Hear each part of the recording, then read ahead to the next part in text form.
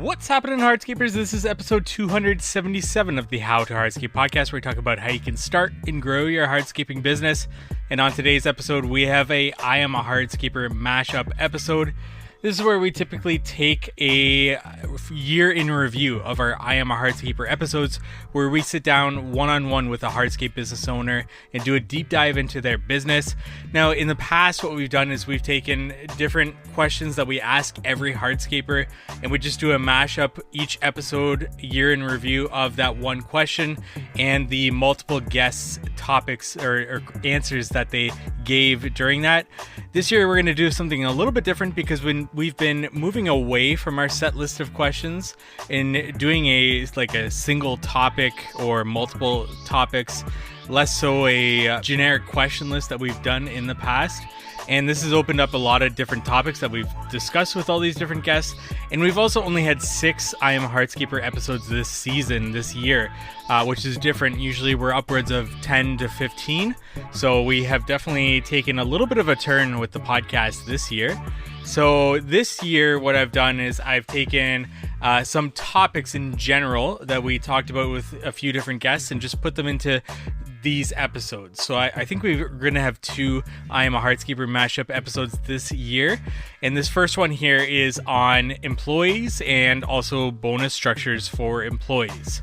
So a great few guests chimed in on their experience with employees, their experience with bonus structures for employees, and topics surrounding employees here. So we have Michael Kensek of Kensek Landscape Specialists. We've got Trey from the Ground Up, and we've got Alex from Inca Stone on today's episode. But before we get into today's episode, I want to thank our sponsors, Cycle CPA. And if you're looking for bookkeeping, accounting, CFO services, reach out to Cycle CPA at cyclecpa.com. Let them know How to Hardscape sent you for money off their services there. Knowledge Tree Consulting. If you are looking for somebody to help you in your business, I would highly recommend Knowledge Tree Consulting. They are efficiency consultants in our industry, and you've heard them on the podcast multiple times before.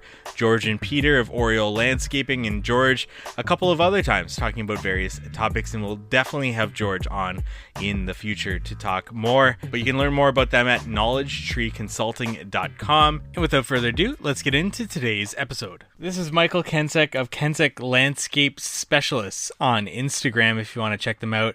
And Michael here talks about his start in the industry, where he got his experience from, and we get into talking about identifying talent and if his old boss kind of kept him on, paid him a little bit more, identified his talent, perhaps he would have been in a different scenario than he is right now, owning and operating his own business, and what that might look like, as well as his experience actually getting his degree, and whether or not he thinks it's valuable enough to actually pursue it before you get into the industry. All right, Michael, let's get to know a little bit more about you yourself, how you got started in this industry. Give our audience a little bit of a background as to wherever you want to start, and I'm sure I'm going to have lots of follow-up questions for you. So where did you get started in the industry here? Yeah, I'd have to go back to my dad. He worked down Allegheny Ludlam, and he used to cut grass on the side. And I always asked him, like, Dad, I was like, when can I come with you? When can I help? When can I make some money? And that was about 8 years old when that happened. And my dad always told me, he's like, the day that you can start the mower yourself without me helping is the day that you can help me. So I remember going on the side of the yard, and I took that mower, and he wasn't looking, and I fired that thing up. The very next day, I was like, Dad, let's go to work. I think that was the beginning of it. And I started my own company when I was 15 years old. My dad couldn't do he had back surgery, so he couldn't do that type of work anymore. And then I turned 18, and my dad was like, you're going to college. I was like, Dad, but I already have a business. Like, I don't need to go to college. Like, I'm good to go. And I think I had around 80 lawn care clients at that time. And I also did like your general, like mulching, trimming bushes, stuff like that. And it's crazy to think back that we don't even do any of that stuff anymore. But when I was 18, I ended up going to college, but I had a business to run still too. So I did night school. I actually have a degree in horticulture and landscape design. And then after that, well, when I was in college, I had to go do an internship, and I worked for one of the local companies in the Pittsburgh area. I actually just ran into him not too long ago, and we had a pretty good catch up period there. Um, but I worked there for about 6 months, gained some knowledge, and then when I left there, I never looked back to lawn care. It was strictly hardscape and hardscape only. That's interesting. So was that based on like your experience working at that company that you decided to kind of go towards like specifically hardscaping? Yes and no. Like I started dabbling a little bit with my cousins in the hardscape industry as well. So he's 10 years older than me. So when I was 18, I started getting into a couple walls here and there. He's like, "Hey, I got a couple walls that we can go do." So then I learned from him, and then that wet my whistle a little bit. Like I was craving for more. And then going to college and then working with the other company, like that's what I knew what I wanted to do. Um, and then like my cousins, he's recently, I think he just took a union carpenter's job instead, but he did it for 25 years. Um, then my grandfather also was a art teacher and art director. So between my dad and my pap, like I remember even when I was like 3, 4 years old, like he'd be babysitting me. He'd throw me in his basement. He had a whole studio down there. He's like, start drawing. So like I was doing mechanical engineering drawings. I was doing all types of crazy stuff. And I think it just evolved into what it is today. That's really interesting. So when it comes to let's go back to lawn mowing and making that decision to get into college and getting that horticultural degree. Did you know that when your dad said time to go to college that um, you really wanted to stay within the industry and that's why you went to horticultural, or what was the decision at that time to go to college and choosing which program to go to? Well, I felt like I was a step ahead of everybody else already. Like nobody really knew what they wanted to do. They didn't have a clue what major they wanted to do. And I already had the groundwork laid out. So just might as well spring forward and keep going with it. And just that too. I mean, that was 20 years ago now. In the industry, there wasn't many guys that had degrees. So I thought by going to college for it, it gave me an upper hand on any of the competition then. So it did help. A lot of people were too like, oh, this 21-year-old, he has a degree, blah blah blah. He's talking all about this stuff, and a lot of clients didn't take me serious. So now that like I have all the years under my belt, it's totally different. Like them clients, I still actually some of them I still talk to from 20 years ago. So it's kind of a cool feeling to have that with them. Um, yeah, it's definitely it changed the game when I went to college. I think that gave me the direction that I needed to go at, and it was getting rid of lawn care. Gotcha. So yeah, really interesting overcoming hurdles you talked about and being taken seriously. Or sorry, I want to ask you, how did you overcome the hurdle of being taken seriously? Being a 21-year-old trying to sign up contracts. What did you do to be able to get over that hurdle of these clients looking at you and seeing a 21-year-old wanting to do a project for them? I mean, we didn't have social media back then like we do today. So, like, I didn't have the opportunity to be like, hey, go check out my page or whatnot. So, like, what I would literally do is it's like, here's the address, here's the client's name, go to the house and talk to them and view the project and ask how the experience was and if I truly did know my stuff or not. I think that helped. And I mean, even back then, they really didn't have smartphones.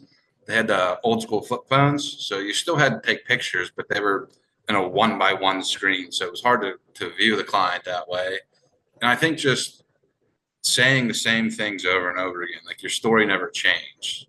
So like if it would have changed, then like, okay, this guy doesn't know what he's talking about. So being confident in yourself at 21 years old, it helped gain all the trust of the clients and to move forward with the project. Okay, so confidence. When I was 21, I didn't have much of that. And that would have been difficult for me to try to sell projects at that age. So, was it going to get a degree for horticulture that helped you gain that confidence? Was it the experience of being 15 and going out and having 80 clients? What was it that built that confidence? Or all the above plus some? Like, how did you have that confidence to go out and do that? I think it's the drive. Um, like not many people have that anymore. So like the willingness to be able to create and make yourself better every single day, I think that's what pushed me to not stop and to keep pursuing those clients. Um, it was definitely difficult to do that. And it's just to get out of your shell. Like I remember in college, I got to take this class. It was called oral communications, and it was basically stand up in front of everybody and talk. And I'm like, man, I'm going to hate this class. But I think that also cracked my shell even more. I mean, even in high school, like I wasn't the one like to stand out. I wasn't the loud mouth of the group or anything like that. I was kind of always in the background of everything. So it was difficult to crack that. But I knew it was only going to better myself and better my company and the potential to where I'm at now. I would have never been here if I didn't crack that. Did you have to take that oral communication course, or was that not mandatory? Was that just chosen? No, that was mandatory and I had to pass it. Uh, that's a good note there. So looking back at going to college, getting your degree, would you ever have done it differently? Like if you could go back, would you ever have said like, no, I'm going to stick with these 80 clients and grow my business from here? Or are you happy that you did actually complete college and go that route? Oh, that's a good question. Um, I enjoyed my college. Like I did learn a lot of things, but a lot of it I already learned from just experience. So they can't teach you out of a book what you can and learn in the field. So the hands-on aspect, like any class that we had that was hands-on, I absolutely loved. Like our herbaceous ID, woody ID, like any of the plant IDs was amazing. Turf grass culture, landscape construction, all of those were hands-on. Like botany wasn't. So like there's a few aspects of the degree that I don't use. Um, and I hate to say this, but it's almost like in today's world, like you really don't need a degree to do this. It's just the pure experience, like the time that you invested in to learn how to do this. I mean, trade shows, seminars, all that stuff, and physically just doing it. That's where you're going to learn. The book work is not really doesn't get you anywhere, I guess. Okay, so then the internship was that valuable? More valuable than the classroom experience? Absolutely, because those jobs that I was on, I was a foreman on a crew that I really shouldn't have been a foreman, but I could talk. I knew how to do my build the walls, do the patios, do the outdoor kitchen stuff like that. So that definitely helped. And I also wanted to see because I was starting to get into a little bit of hardscape in there, a couple patios there, a couple walls. I wanted to see how the bigger projects got done. Where do you start? How the logistics work? I really didn't get to see pricing or anything like that, but I got to see how you coordinate everything, how it's supposed to go in, what to do, what not to do. So the internship, basically, I got paid to learn from somebody else's mistakes or gains from it. So it was nice to go through that aspect of it and learn that way. And I think that was the coolest part of that internship is I got paid to learn. Okay, so what are some aspects of that business, looking back, that you were able to carry forward into building your own business today? And then on the inverse of that, what are some aspects of that company that you're happy to have left behind and not introduced into your business today? Starting with like, what are some things that you looked at that business and you're like, yes, this is going to be part of my business in the future, or like that you look at in your business right now and you're like, yeah, it kind of reflects on my experience in that internship that I carried forward. I would say the biggest thing I learned from that company was the style. Um, I think how I do my work now, it's distinctive. You could tell that it's mine. And then back then, you could tell that was that specific company. Like you knew like the material, the way their designs were, all of that. So I think being distinctive in an industry and standing out on clear cut work, like crazy cuts, crazy designs, I think that's what separates everybody from anybody else. Um, it builds a name for you. And that company still to this day is very, very well known in the Pittsburgh area. And like I said, I ran into him at one of the Unilock shows the other day, and we probably caught up for 45 minutes, half hour, something like that. He's still going strong. He's still doing his stuff. He actually evolved into 3 other companies within that one company. So they do like concrete surfacing, like crazy boulder work. Um, I think that was one of the biggest things I learned from him too, was you always have to evolve too. So like the trends change. So when he started those other companies, he was following suit what people wanted. And as far as the things that I didn't take from there that were bad, I mean, there really wasn't anything. I really don't. I mean, the hiring process, that's just everyone's issues. Like we ran through guys in those 6 months that I was there, like guys not showing up. So I mean, it's hard to do your due diligence on potential employees. Like they can say they do certain things, and then you put them on a job site, and like, well, I don't know what that is, or I don't know how to do that. So I think from that aspect of it, even from my interview when I had with him, like he drilled me on questions, like how's your math? I'm like, why are you asking me about math right now? But in the hardscape industry, you use math every single day.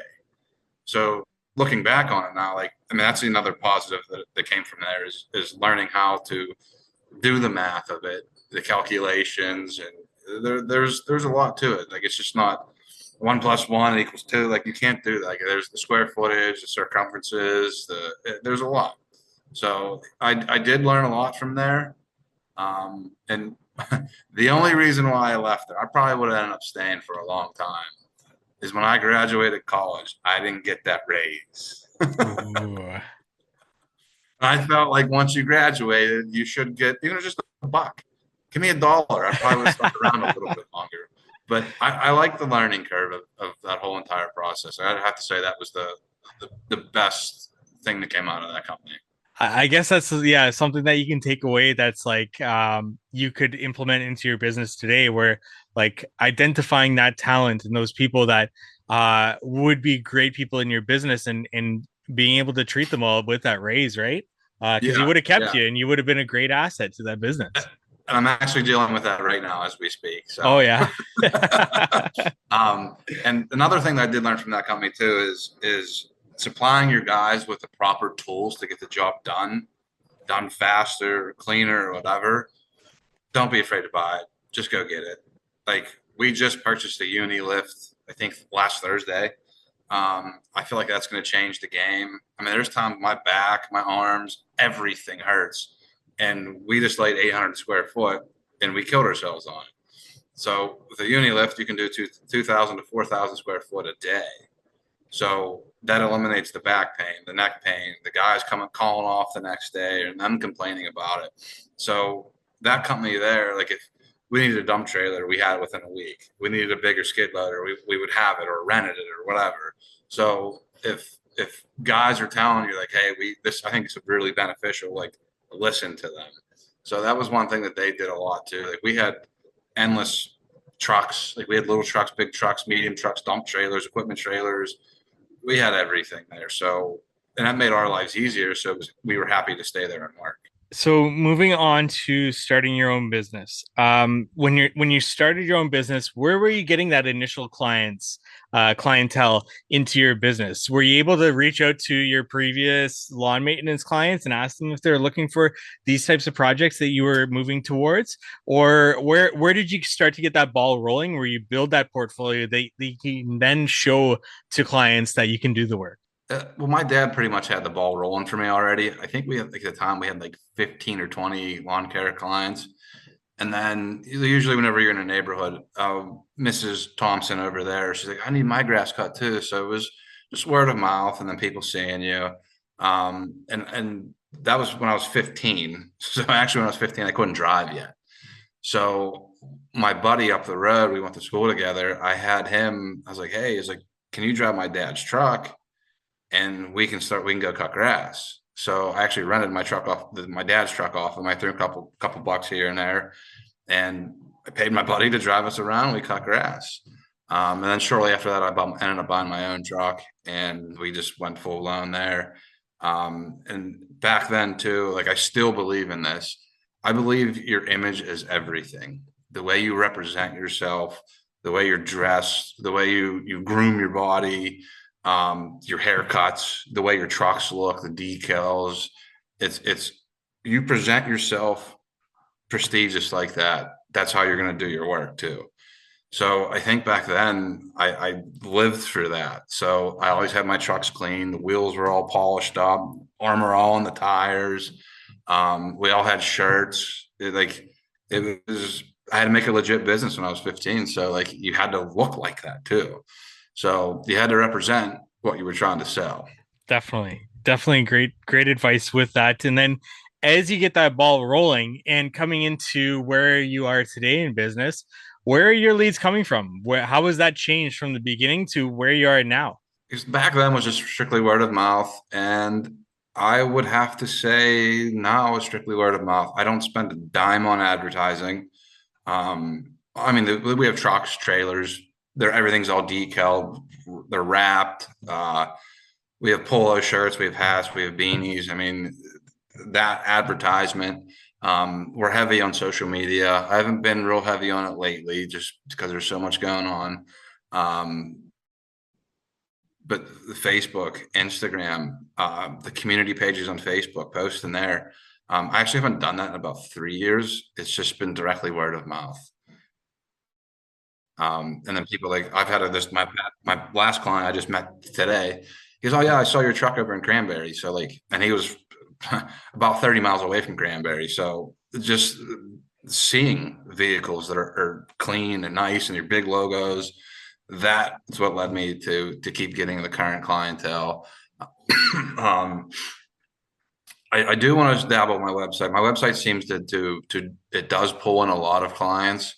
I got to work on that SEO and stuff like that a little bit more. Just haven't had time. The last year's been pretty crazy. So I think once I do that, it's going to pick back up. But currently right now, we're probably 4 to 5 months being booked That's out amazing. and I'm not trying. Yeah. So I Nice. just wish I had more guys so I can accommodate more clients. I'm kind of thinking this uni lift's going to bring the game up a little bit quicker.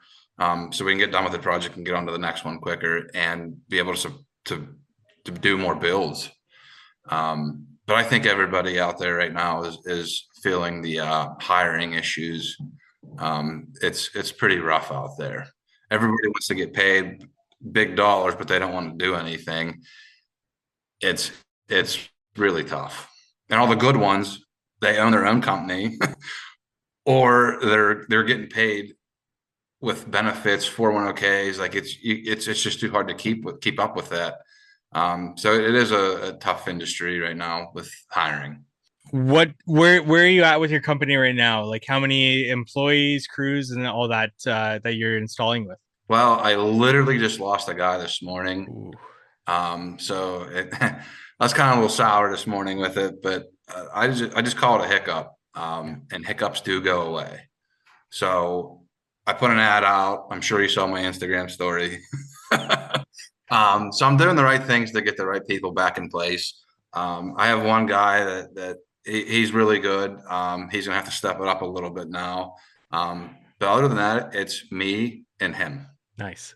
So we were a 3-man crew before. Yeah. And I felt like that 3-man crew, we each knew what we were good at. Mhm. So we divided and conquered on everything. So I need to get that formula back, but I also want to have more employees involved this time too. So it's this year is my growth year. Like I have to grow. So Gotcha. it's time. Like I've been, this is my 25th year in business. Wow. I don't have a shop. I need a shop so bad. We have 2 skate loaders, excavator, dump trailer, equipment trailer, enclosed trailer. The enclosed trailer is packed to the gills with tools and equipment and saws and everything. The house I just bought, we have 3 acres now, so like I do have a little bit of storage with the stuff, but I need to be seen more. I need to get our name out there and just having a shop that's separated from my personal business. And I think that would allow me to have the growth that I need. I just don't want guys coming to my house, and it's going to be a nightmare if I have that. So my biggest goal this year is to find a shop. And I think once I have that shop, that's where my growth is going to kick in. I can get more guys. Like right now, I think with all the equipment that we have, we're set up to do a two-man or to have two crews, but we're a two-person operation. So like I Mhm. need to put all this equipment back to use again rather than just sitting here. So, but it's that's the growth that I need to happen, and hopefully it happens this year. Yeah, I think a lot of people are kind of in that same mindset where it's like you just need the people, right? The equipment's there, all the everything that you would want to kind of instill into your employees is there. It's just a matter of finding the right employees, I guess would be the right word for that. Yeah, and that's I don't want to even say I don't want to deem it as like oh I just wish I had more guys.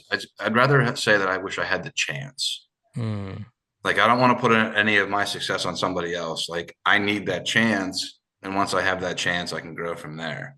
So like I'm all about like if you want something, go get it on your own. And my dad always taught me that. Um, no one's gonna give it to you. So I don't want to put pity on anybody else, like, oh, I blaming the guys. No, I want that chance to make to be very successful, to grow, to provide for the community, our state.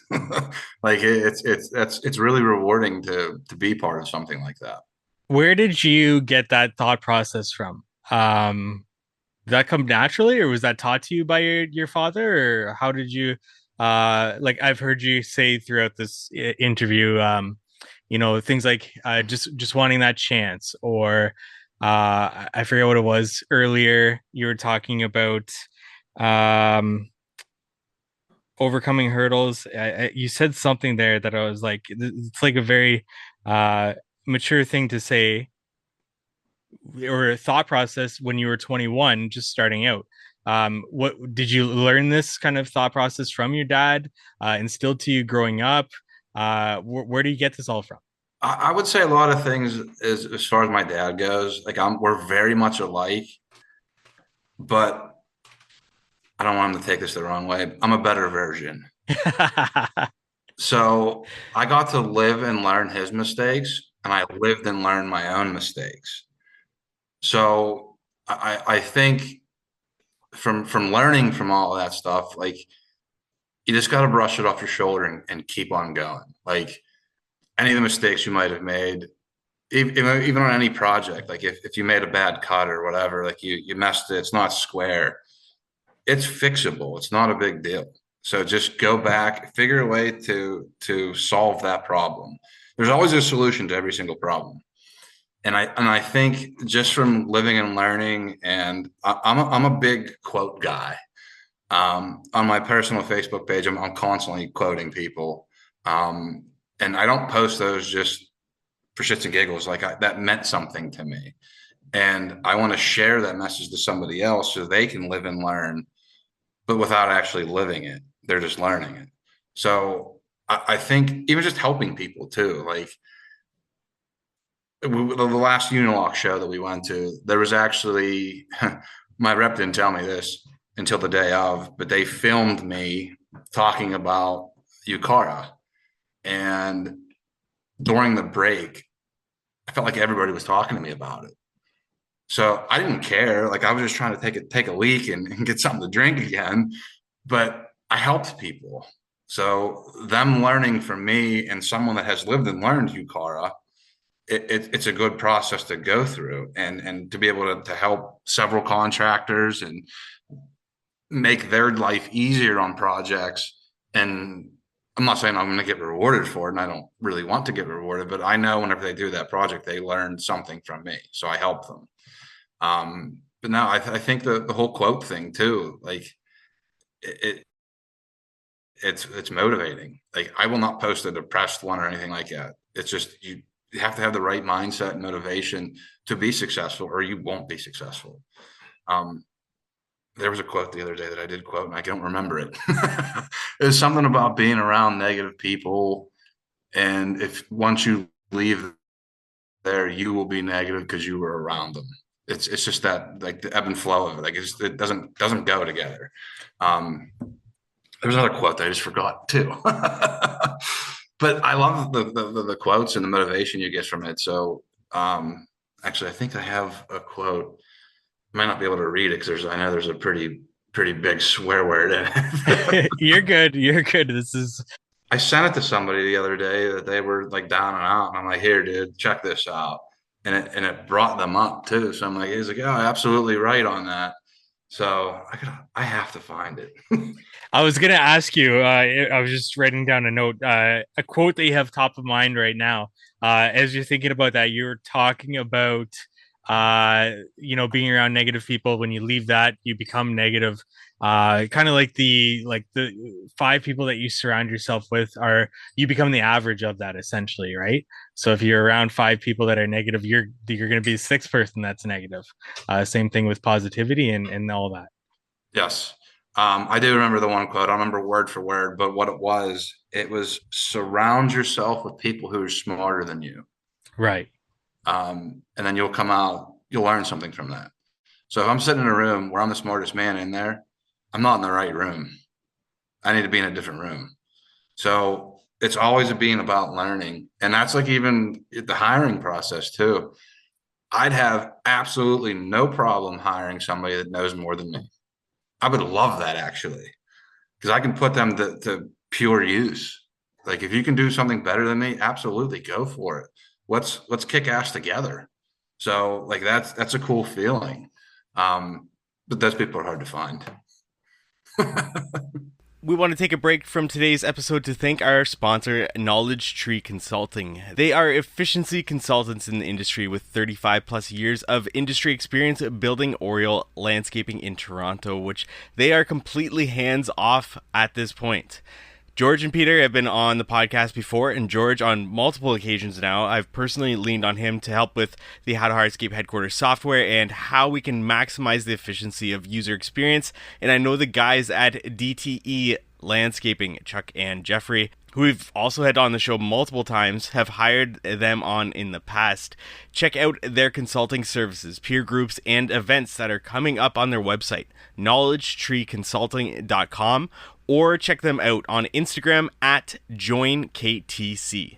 Now back to our episode. This is Trey from the Ground Up 17327 on Instagram, and we get into his backstory as well as his decision to hire a salesperson and even his bonus structure within his business. So when you decided you're working for that construction company, and then you actually start to do things on the side again with From the Ground Up. Did you specifically decide to get into hardscaping, or was it a vast array of services from the softscaping, the ground maintenance? Yeah. What was that like? So I really wanted to get into the hardscaping. That's always where like my passion kind of went to, but we didn't have a lot of experience with it. So the landscaping stuff, easy. We just jumped in right to that. Your spring cleanups, your mulching, your re-landscaping design, stuff like that. And then slowly got into the hardscaping. By the time we were about to switch over, it was mainly hardscaping that we were doing. And anything from decks and paver patios to stamped concrete patios, we kind of kept it all in that world. We've never done any maintenance, so no grass cutting, no recurring type of revenue. It's always project based. And then and nowadays, what does the company look like in terms of services? Just like you explained there, still the same thing, project based and those lines of services, and the size of company, number of crews, employees. Yep. So right now we're running 4 full-time crews. So we have 2 crews that we consider our hardscaping, landscape side of the world. So we kind of have the company split in half. 2 crews are landscape, hardscape, anything in that world. The other 2 crews, we consider them construction. So that's everything from your decks, your pergolas, gazebos, pavilions, patio coverings attached to the house. We also have a portion of the business where we do some commercial construction. So interior renovations, stuff like that. So that's why it's really separated. Gotcha. It's different set of guys, different set of tools, different set of skill sets. And then our hardscaping, we do everything from, some softscape redesign, landscape to water features, outdoor kitchens, anything in the outdoor living world. And then that construction side of things, did that come from your experience working for that construction company to want to kind of bring that into from the ground up, or was it the right guy that you found to hire to implement that? Where did that come from? So, and I originally was like, we want to be this one-stop shop for outdoor living. That's what I want. So, part of outdoor living, at least in our neck of the woods, is decks and covered patios. And I've always found, at least with the people that we have, my guys that were good at construction weren't always good at hardscaping, and the guys that were good at hardscaping weren't necessarily, carpenters. So, I was kind of rare, kind of a weirdo that I could do both. So, and I liked both. So that's why we kind of went with that. And then my dad ended up starting his own business that does commercial contracting. So we've kind of picked up a job here and there from him, and it just snowballed into some more work. And then, so from your experience, from dad's company, starting a company in high school, and then going to another commercial grounds company, and then a construction company, what were some things that you were able to pick up on the way they ran their company that you're able to implement into your company nowadays? And then vice versa of that, if you could also think it at the same time, some things that you definitely didn't want to have in from the ground up. Yeah. So the company that my dad worked for, that then I went and worked for, Right. it it taught me what not to do with people, and how to burn people out, and how to really cause someone's drive to not necessarily be there. And then the construction company I worked for, even though it was a very large company, they tried to keep it as family oriented as possible. And I liked that feel, right? It's one thing everyone kind of knows about me is my family's like the most important thing to me. So I want that to be part of this business all the way weave through, from our clientele to our employees. I know the families, I know the children, everyone, we may have get-togethers, it's everyone's family, it's, that's all part of it. So that kind of shows you both sides of the worlds of how to treat people is really what it comes down to. Yeah. And then, you notice some different things as far as bookkeeping, accounting, cash flow, how people do things. But the main thing was just how you treat people. Yeah, for sure. Nowadays, any specific policies or things that you could pick from that maybe you brought from those previous companies or were inspired by those previous companies, or bonus programs, incentives, things like that that you could talk about? Yeah. So one thing that we've brought into our company is our foremen, crew leaders. They need to have something to strive towards, right? So we use a software that the guys can see the hours on the job, how they're doing, this and that. So then we base a bonus program on them beating hours, and not only beating the hours, but not having callbacks either. So if we have a callback for something, those hours get put to that job. So if you beat it by 20 hours and then we got to go back and fix something for 30, you're in the whole -10. And that's a running total every 6 months that we get together, figure out, where the foreman is, where the crew is on that, and then distribute a bonus based on that. I've kind of found that that gives the foreman a lot more incentive, and they can actually keep track of it and know what they're doing and how that affects them on a day-to-day basis. I like that. And how have you found, how long has that bonus program been implemented, and how have you found that those callbacks specifically affect the foreman? Have you found that amount of callbacks have decreased a little? Has the bonus program even been implemented long enough for you to see that? Or what's the feedback like from your foreman about it? So last year we had maybe one or two very minor callbacks. We really don't have a lot. So our hardscape foreman, they pretty much all got bonuses because it was pretty well-oiled machine. Now, this year we've had a couple small callbacks for different things, but I'm going to attribute that mainly to growing and growing pains and not having three or four of myself to look at everything. But I would say in another year or two, we'll probably be able to tell, how it trends. Now, I would hope it trends how it did last year. But you also have some outside factors that affect everything that you have to take with a grain of salt too. Weather, Yeah. uh, me estimating the job or a full-time salesman can, sometimes we make mistakes. It's not a, perfect science to estimate something. So I would say another year or two, we'll have a really good pulse on what it's going to be. You mentioned just like beating those hours. Do you give them a cut from the total revenue, gross profit, or just like a cut of labor hours, what it would cost, that difference, and distribute that as a bonus? Or is it like a X amount of dollars for bonus if they hit a certain amount of, projects under those hours that they get that? Yeah, so I take I will whatever hours we beat on that project, I will then take a all of those hours and multiply them by a portion dollar amount of our dollar per hour. So we still will keep the profit on it, but you don't necessarily have the cost on it. So we'll take a portion of that and pay that to them. Got it. Now it's based on the position. So a foreman here, 3 years gets X amount, a second helper gets X amount, and then the third person, if there's a third person on that crew, will get a smaller portion. Got it. Yeah, I'm just picking apart bonus structures, and everybody does it differently. So it's something that I've been curious about, at least this year, Yeah. in how everybody does that there.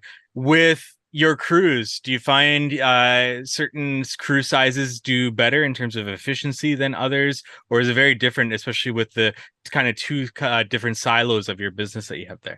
Yeah, our construction company or side of the world is two-man crews. Anything more than that, it seems we get lost. Mhm. Our hardscaping and landscaping, three-man crews are great, but sometimes I notice that third person is standing around. So it all depends on what they're doing. If we can afford to, I'll drop a crew down to two people to go do excavation. And then we'll put that third person back in when it's time to, get the base installed and get, screed in and start laying pavers. In a perfect world, I'd have two-man crews on the hardscape side with then one person that floats back and forth. But right now we have two crews of three. Just kind of how good people kind of fell in our lap, and if you find a good person, it's better to pick them up and take them. Yeah. At what time did you hire your salesperson? In terms of business size, doesn't have to necessarily be revenue dollars, but the crew sizes or crew amounts and number of employees. At what time did that seem like a good idea to hire on that full-time salesperson? And where did that salesperson come from? Was it within the company, outside the company? Did you know them, and so on and so forth there? So I've been toying with it for about a year. So let me give you a little bit of backstory to kind of frame everything up, right? So first year we did about 400,000 in revenue. And then we went to 750 and then 950. And then our third and fourth year, we were right around the same, million and then 1.3, 1.4. The first year we did it with almost 12 people. The second year we did it with 4 people and myself. So we had this huge rise of inefficiencies and then came back down. Right. But I never got rid of the overhead that we had for, almost 12 people. So we had extra trucks sitting around, extra equipment sitting around. So last year, we were doing well on jobs, but it was just like, man, we're still not, cash isn't there, right? And then you sit back, you're like, you know what? I do have 2 trucks sitting down there all year, and I have this and that. And it's like, we got to bump back up, but we got to do it right. I couldn't sell and watch 4 crews. So that's why we jumped back down. But now we had to smart go back up. So I like talking about the work, but I don't like going to people's house and meeting the next person, the next person, the next person. I like helping install. I like driving the truck. I like running the excavator. So I needed a salesperson. So we've had Ken for about 2 months now. And it was probably a 2 month process of us getting together and figuring all the details out and everything from compensation plans. I didn't have a compensation plan set up, so I had to figure that out for him, to a vehicle, all those little details. Um, so we've had him about 2 months. We're projected to try to be around 2.4 this year. So that's kind of what we're shooting for. But I'd say once you get past 2 crews, you have to quickly figure out what you want to do as the owner. Do you want to be the guy in the field, or do you want to be the guy in the office and out there selling? Because you can't do both. Once you get past 2 crews, you can't. And it was hurting us.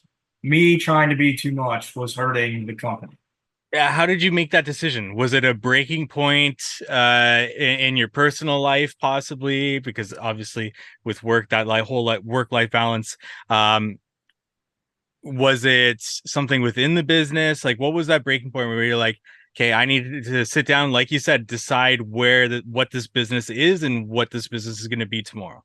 Yeah.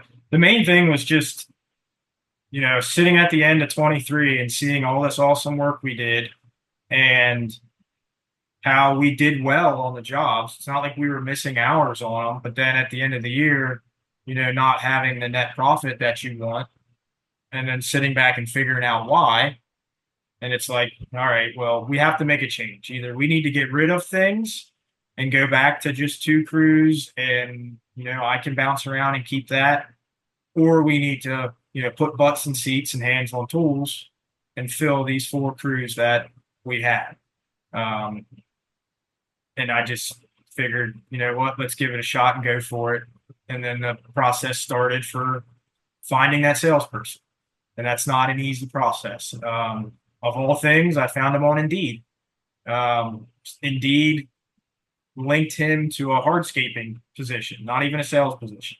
So I then gave him a call because I saw his credentials, and I'm like, I know we linked for this position, but I really think you're set up for our sales position. I mean, you have 25 years experience, so he's older gentleman than me, and probably smarter in a lot of ways, which is not a bad thing. You're supposed to surround yourself with people that are better than you.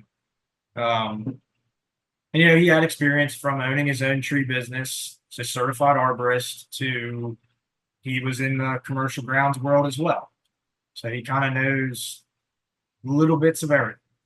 How long did it take you from getting him in or hiring him to getting him set up to be able to do his own sales or go on sales calls and all that to understand, say, the hardscape industry, the construction industry, whatever it might be? So I'm still kind of doing the sales for the construction part. Because that's, if you don't understand all of that entirely, it's a little bit more difficult than the hardscaping part because you got to think about sizing of joists and everything like that. Eventually, he has some interest in learning some of that, so we'll slowly work into that. But as far as, we went a couple ride-alongs before he came over. He'd take a vacation day and come and, ride along, and we'd go to a couple appointments. And then the first week I went with him for a couple appointments. And then right now, he's getting them out. He's already got stuff sold, and I double check it.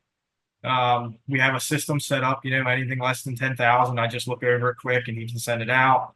10 to 30, I want to see his notes. 30 and above, I really want to dive deep into it. I want to really look into it. And then if it's above 65 grand, then I want to go out and actually see it. So we kind of have a checks and balances, I guess you could say. Is there a ideal project size for yourself from the ground up? Does it differ from those 2 different silos? Yeah, and it also, well, not from different silos, right? Okay. I think the construction side, because sometimes you have subcontractors and you have other things moving, you can do a much larger job and it not really have the same impact on you, Right. because you have a small portion of it. You're just managing the whole thing. The hardscaping and landscaping part, we've done jobs over $100,000. We've done jobs less than $1,000. It just right now, and I think every crew is different too, right? Like the different crew leaders could have different strengths. So like I think, one might be the 30 to 45 range, and the other one I think can handle a little bit bigger, a little bit more detail oriented. So you just have to figure out your strengths of everybody and try to mix them. Definitely. Trey, what does your day-to-day look like in the business these days? I'm still trying to figure that out, to be honest with you. So, I mean, up until our sales guy, it was pretty much meetings all day long, and I would try to stop and hit a job whenever I could and stop and order materials. And, that's changing. There's still some things I have to go see, but right now it's, we have 7 o'clock meeting when everyone gets here. We try to meet with the foreman a little bit before that, just kind of go over everything. And then I go out and hit all the jobs. If we need materials, I'll pick them up. If I have office work, I'll try to get that done. If not, I'll try to, help on a job site, which seems like every time I try to, something else happens. So I got to go deal with that. But it seems to change a lot. In my mind, I thought it was going to be help get the guys out, order materials, and then be helping them work. But it hasn't quite worked out that way yet. So we'll see. We want to take a break from today's episode to thank our sponsor, Cycle CPA. It's crucial to review your financial statements on a monthly basis so you can diagnose areas for improving your business's financial health early before they become significant issues. Too many contractors wait until the end of the year to review their financials as they file taxes, when it's often too late to take action to change the outcome. Cycle CPA not only handles bookkeeping and taxes, but they also ensure that you're armed with financial data on a monthly basis to make key business decisions. They offer benchmarking, cash flow forecasting, and assistance in developing targets for financial metrics. With their team of accountants specialized in the hardscape and landscape industry, they currently work with hundreds of companies in this field. Visit cyclecpa.com, and for $200 off, mention the How to Hardscape podcast. Now back to our episode. This is Alex from Inca_Stone on Instagram, and Alex and I discuss why he actually went ahead and started his business and continues his business to be a lean business, his decision behind that, as well as his bonus structure for his employees. You did mention that you don't want a large company. You don't want like a bunch of people to have to manage and all that. Why is that? Can we run down a little bit of your thought process on why that is and what kind of company you're trying to build? So what I experienced in seeing and working in companies of 20 plus people is, when you scale, like there's a cost to scaling, and it's either quality or it's margins. There's a cost to the size of the company. Neither the reducing margins or putting out a less quality product are not, I have no desire for either one of those. So we will grow as long as we can maintain what I believe is our healthy margins and our standard of quality. It'll probably take a very long time to grow, and that's fine. It's important that we are small enough to be extremely flexible with schedule, with just the people that work here, maintaining a work-life balance. And I don't ever want the company to run us. I want to have it small enough that we can dictate what we need to dictate to have the lives that we want to have. I've seen large companies they're monsters. You got to feed those things at any cost. And I don't want to pay those costs. Gotcha. So then does that mean you're investing a lot more into the equipment side of things, or what does that mean for you to kind of grow and maintain what you've got and maintain those margins? Yeah. So psycho about efficiency and waste. The only way we can do what we do is to have the people that are skilled that we have, but also with the equipment and the thought process and workflow that we try to achieve most times. We invested a lot in equipment. There's only 4 of us. Well, there's 3 of us in the field full time. We just hired a designer that helps in the field and takes a lot off my plate in the office. And we have a lot of equipment to get it all done. And we're not young. We're averaging around 40 years old. So if there's a suction tool out there, we own it. As far as to your question, equipment plays a huge role, but the experience also does. And that's where Inca Stone's a little bit different, because we have 4 chiefs that work here. That's how I view it. And myself and the 3 other guys that are full time with me, anyone could run any job at any time. I do more design. One of our guys does more design. One's better at operating equipment. One's better at just laying out projects. We all have a unique skill set that might be better, but in the grand scheme of things, the depth chart is pretty good. Anybody can step in and fill anybody's shoes, which is pretty awesome. So you did say, so 4 guys, and like any one of you can basically run the job site. Does that get tricky kind of juggling, like, or do you say, okay, this project coming up, it's your project, you tell the other 3 what we're going to be doing? Do you kind of do it that way, or do you break it up? Like you said, this person knows the equipment, they're going to be delegating the equipment to everybody, and so on and so forth there. So basically we have one guy who's our foreman. We have to have a hierarchy, even though we're pretty lateral in skill sets. Our hierarchy chart is pretty linear, but you have to have someone where the buck stops. And on every project, we have the guy that does that. And on every project, we have the guy who's really good at operating equipment, and there's no problem there. Usually we do 1 project at a time. If we go do 2, then it's kind of like, is it closer to your house or my house, or what makes the most sense to send which combination of people to go do it, kind of thing. But we do have we have a foreman. Gotcha. He just takes all the heat. Gotcha. At any point in time, do you see it where having those 4 or 3 guys plus yourself, that you could break up into separate crews, and that's kind of your growth in the future? Or is it that you notice that one guy might want to start their own crew, but maybe the other 3 don't really want to, and so on? Like, is that where you see growth and expansion, or would you see growth as or I'll just leave it at that. How do you see growth from there? So growth for us looks more like not running 2 projects simultaneously side by side, overlapping a start and a finish. So our equipment is set up to run 2 crews, so we can efficiently do 2 jobs at the same time. However, I prefer to, if it's a hardscape project with plantings, hardscape's done, 1 person leaves, preps the next, then another guy goes, and we slowly trickle into the next project, which reduces all that wasted time when you're starting a project and 3 people are there. I like to kind of just leapfrog projects rather than send 2 at the same time. Mm-hmm. And once we get that really efficient, we can add more bodies to that mix.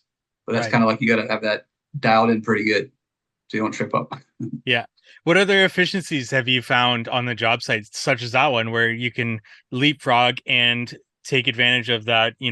2 guys are best to start a project, then bring on those other 2.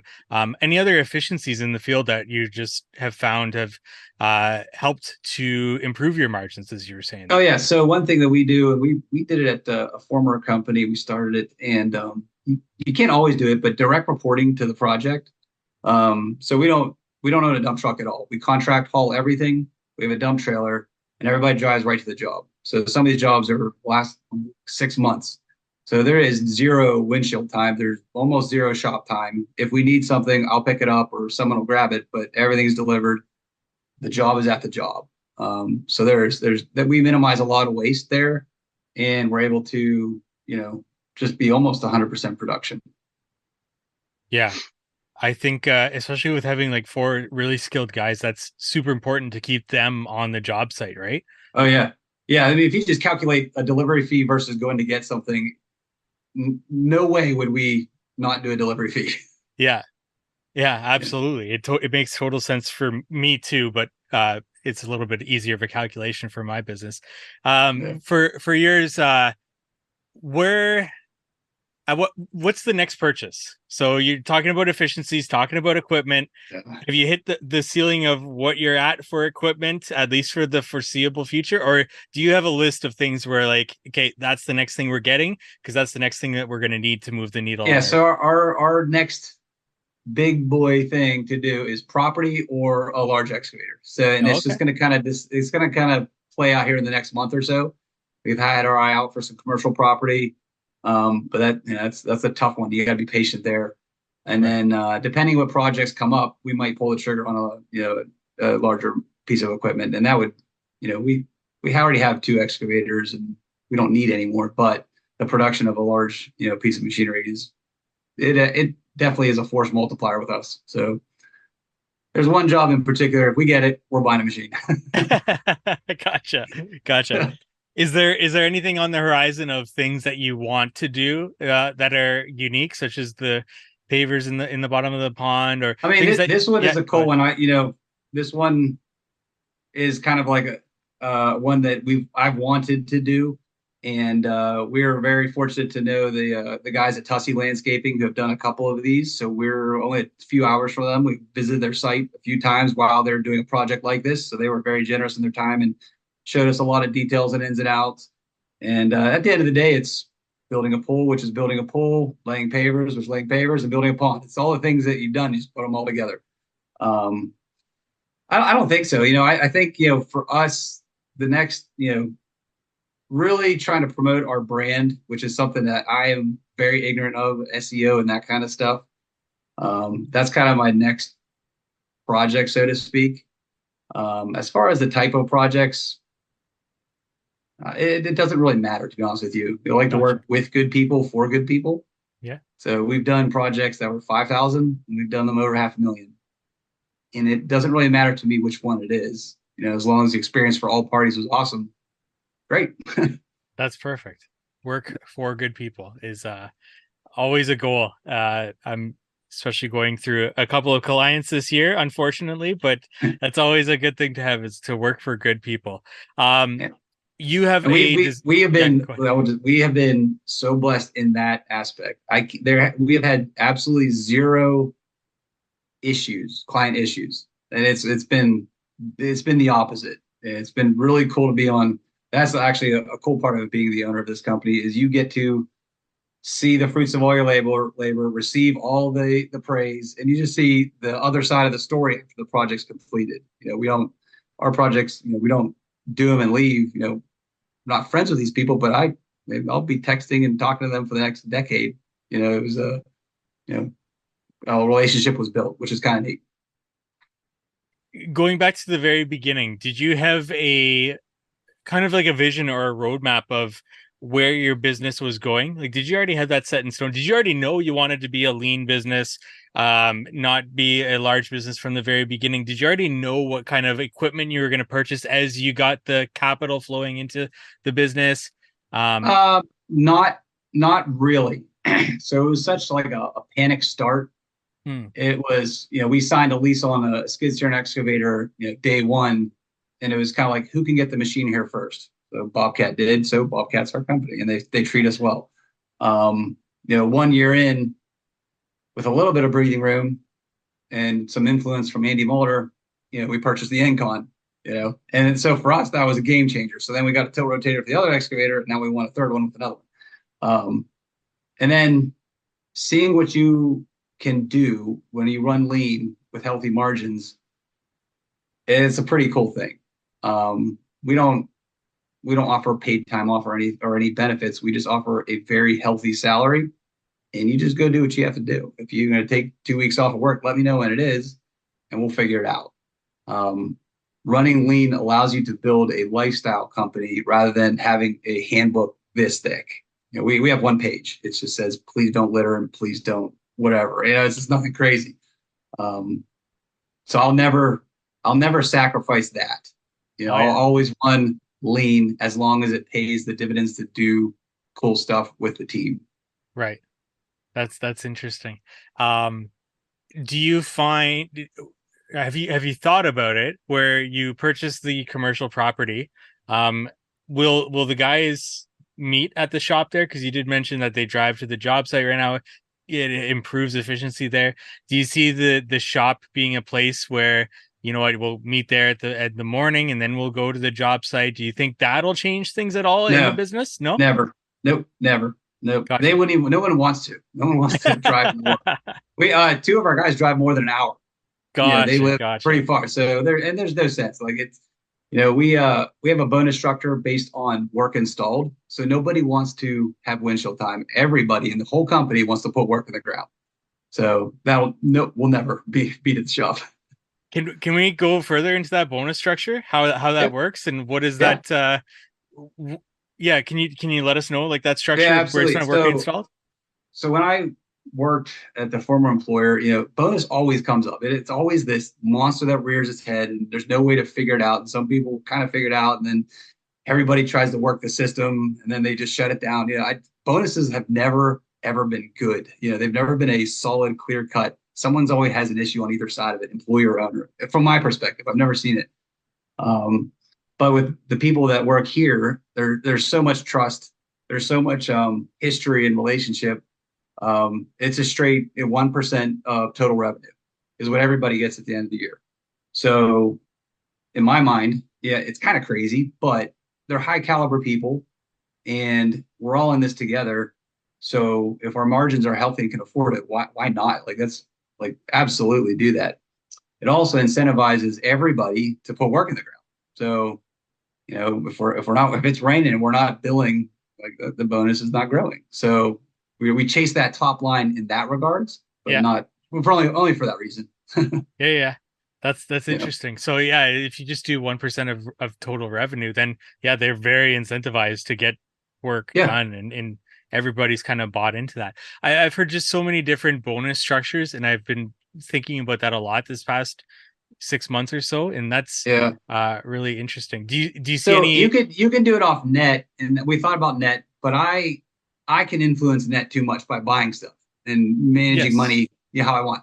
That's not fair to the people putting the work in. You can do it off gross, but then it's also there's too many fingers that there's too many things that influence. So at the end of the day, as long as we can control our efficiency, there's definitely margin there to dole out 4%, 3% of the total top line. And that's what we chase. So are there any downsides that you've seen with that? Like the only thing that I can think of is material cost, and maybe the designer could have spec'd more expensive materials on every project that season, which would put that top line a little bit more, and people look to the designer then.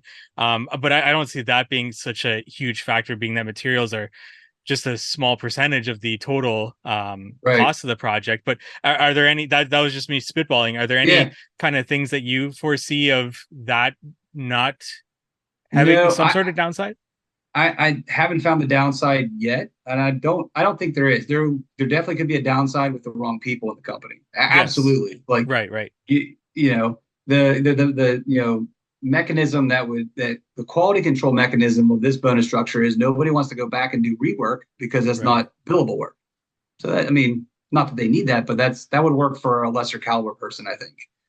As long as they know they're doing work that's being billed and not, non-billable, then everybody wants to be putting work in the ground. I don't know. I like it.